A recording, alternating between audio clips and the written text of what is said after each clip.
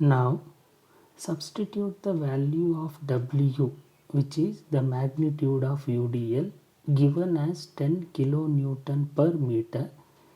Substitute it as minus 10 into 10 to the power of 3 Newton per meter into L value as 4, and write down all these values in the 4 entries of the matrix force due to UDL, that is FUDL, as shown in the flower bracket in the first matrix of this particular sheet, plus force due to point load, that is a point load of 100 kilonewton is acting at node 2 corresponding to force F3 with negative sign because it is being acted in vertically downward direction. So in the second matrix, value of F3 will be substituted as minus 100 into 10 to the power of 3, and remaining values will be taken as 0 as no load is being acted on the beam structure. When you simplify and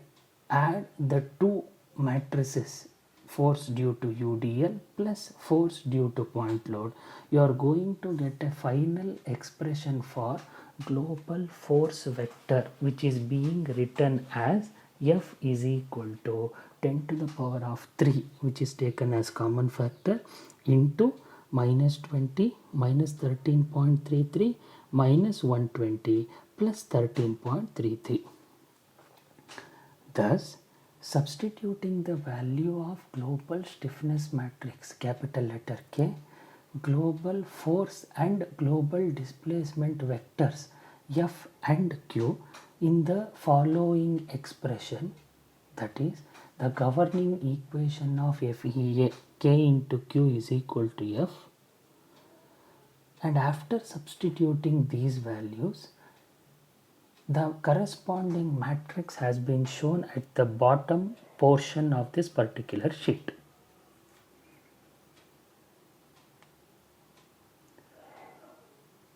To continue our discussion on getting the required answer, now at this particular stage you have to apply